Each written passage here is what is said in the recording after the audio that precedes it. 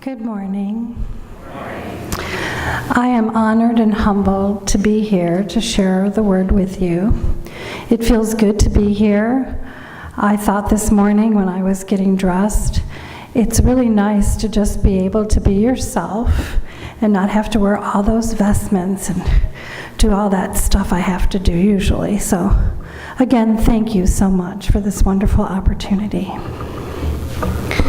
Last Sunday, we celebrated the resurrection of Jesus Christ. Easter has a way of giving us hope and a new lease on life. It convinces us that the world is different now, in a good way. But then, as the hype and hope of Easter begin to fade away, the real world comes back into focus. It's like we're driving down the highway, listening to our favorite music, and then, all of a sudden, the lights from a police car suddenly appear in our rearview mirror. The real world has a way of sneaking back into our lives. Murphy's Law is no receptor of Easter. Flat tires, broken relationships, lost jobs, and the death of a friend or a loved one becomes the norm once again. In a way, Thomas, the one we call Doubting Thomas, was a realist. He wasn't buying into all the sunny optimism of the resurrection rumors that had been floating around all day. There was no reason to think that life was anything more than blood, sweat, and tears. In fact, at that moment, the world seemed very dark.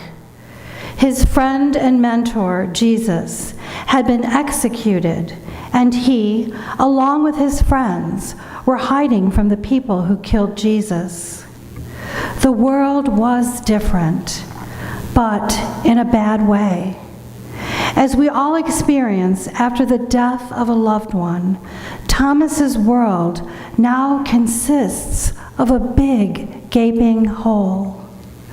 Nevertheless, as the day wore on, Thomas learned that the world is different now, in a good way. It may not seem different to us. After all, people are still hurting, loved ones are still dying, and Murphy's Law is still in effect. But it is different. The question is, how is it different? Well, here's my answer. The world is different because Jesus sends his disciples and us out on a mission of forgiveness. He ordains them for this mission by breathing on them, which means they have received the Holy Spirit. They now have the power to forgive, which, as we know, is no small thing. This might be the most interesting and important part of the story. Here is a man, Jesus, who had been executed by people who hate him, and now he's sending his followers out, not to take revenge on these people, but to forgive them. Imagine how different the world would be if you and I could forgive people who didn't even do 1/100th of that. People say we shouldn't sweat the small stuff, but I say we should always forgive the small stuff. So yes, the world is different now. But is it different because death has forever been defeated? Is it different because death has lost its sting? Not in any discernible way. Death is still part of the condition of all living things. We still go to funerals, and we know that eventually people will come to our own funeral. Is the world different now because Jesus could mysteriously show up in a room full of people like some kind of ghost? No, because if that ever happened, it doesn't happen ever to you or me. We have to walk through open doors to get through one room to another. Is the world different now because Thomas and the other disciples could put their fingers in Jesus' wounds and their hands in his side? No, because even if we were lucky enough to be able to do that, you and I will never have that experience. We may live in the show me state, but Jesus will never show us his wounds. The world is different now because a man who was executed ordained his followers to go out and forgive those who had executed him. Can we see how different the world would be if all of us had the same determination to be a force for forgiveness? If forgiveness ever becomes a crime, will we look up in our rearview mirrors someday as we are being pulled over for excessive forgiveness? So today, let us go out and forgive someone, and let us do that every day of our lives. Amen.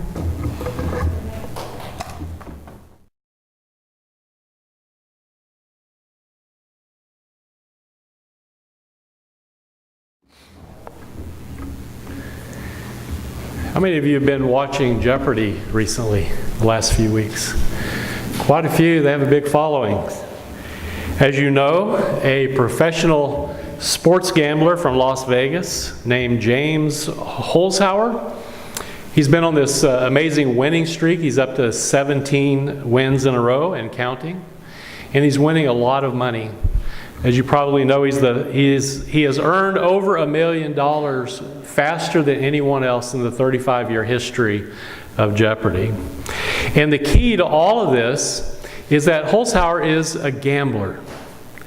Now, I'm not inclined to idolize gamblers because I have to wonder if someday he will look back on his life and regret wasting his intelligence on such frivolous things as gambling and money and all that, although maybe he has done and will do good things with his money. We can only hope so. I come from a poker playing family, so I can't be too judgmental about him. I remember spending many weekends with my dad's extended family out at, we'd go camping out at the lake or the rivers around out in West Texas. And the men would stay up all night playing poker. And I remember seeing a handgun or two along the way, sitting on the table. Every so often you'd see one or two. And I asked my dad one time, I said, Dad, why do you guys, it's you and your brothers and your uncles and your cousins, why are there handguns out for everybody to see? And his answer was, in case someone cheats. And they were family. Now, I did not exactly inherit my dad's gambling gene, but on occasion I do enjoy playing the poker machines in the casinos. When we drive down to Texas, we'll stop at a little casino in Oklahoma, and I'll throw $20 away. I've only been, believe it or not, in 3.5 years, I've only been to one casino here. That's a whole other story. My favorite game is Deuces Wild. And that would not sit well with my poker playing ancestors because I'm sure they turn over in their graves whenever I do that, because Deuces Wild, real poker players do not play Deuces Wild. So that would upset them a little bit. But because of my upbringing, I tend to think that all of life is a gamble. Life is a gamble. Money might not always be involved, but life is a big game of chance. We gamble every day that the alarm clock will go off when we want it to, that we will not stumble and fall when we get out of bed, that on our way to work someone will not run into us, that our boss will not fire us, that the food we eat will not make us sick, that our children are being cared for at a daycare or school, that the medicines we take or the surgery we had will actually work, that the person in line next to us at the grocery store is not some homicidal maniac, that the dogs we feed every day will not bite our hands tomorrow, that our spouse or our partner is faithful to us, that the chair we plop down into every night will not collapse on us, that the stock market will not turn into 1929 or 2008 all over again. I mean, I think you get my drift. Life is a series of gambles. Just being here today means that we have placed a bet on Jesus. We have rolled the dice for divinity. We have put our money down on the trifecta known as the Trinity. We're hoping that if we play our cards right, we will win the ultimate jackpot, right? Now, even the biblical writers or the main characters in our readings today, they thought they knew when to hold them and when to fold them. And they did a lot of holding. In the reading from the book of Acts, for example, we find Peter and the apostles. They are brought in to face the wrath, the judgment of the high priest. The high priest was afraid. He was unwilling to call the bluff of the Romans, who had told the Jewish leaders not to allow anyone to stir up anti-Roman or anti-Caesar sentiment, or else they would meet their final jeopardy. But because this new Jesus sect was such a threat to Rome, the high priest, who was very fearful, told the apostles, "Stop talking about this man Jesus. It is too dangerous." The apostles, however, call the high priest's bluff by playing their trump card. They say to the high priest, "We must obey God rather than any human authority." They are gambling that since Jesus died but did not stay dead, they could take a chance and they could obey God rather than religious authorities. It was a good bet, but it was a bet that eventually would lead all of them to become martyrs someday. In our lesson from the book of Revelation, the writer, a man named John, who is exiled on an island, has bet on Jesus as well. He is wagering that if he just perseveres in his faithfulness to Jesus, in the end, everything will turn out in his favor. He'll have the winning hand. He's like a poker player that doesn't do much action. They sit around and they patiently wait until they get the perfect hand, and then they're all in. Everything. They bet the house. That's what John was doing. And then there is Thomas and the other disciples. A great story. In John's Gospel, we see that they are hiding together in a house. It's the first night of the first day of the resurrection. It's that evening. There's still a lot of fear because of what had happened. They were still hiding in fear. But as we know, Jesus suddenly appears to them. But Thomas is not there. And when he comes home, they tell him, "Hey, we saw Jesus." But Thomas is not willing to call that bet. He will not believe it until he sees that perfect hand, which actually happens later. And what I take away from this story is that here the disciples, all of them, none of them, are willing to gamble too much on Jesus. They're like a Jeopardy contestant that starts at the top of the board rather than the bottom of the board, like the guy who's winning all the time now. He starts at the bottom of the board. He takes all the big money off the board before anybody can get settled in. He looks for that daily double, and that's how he's successful.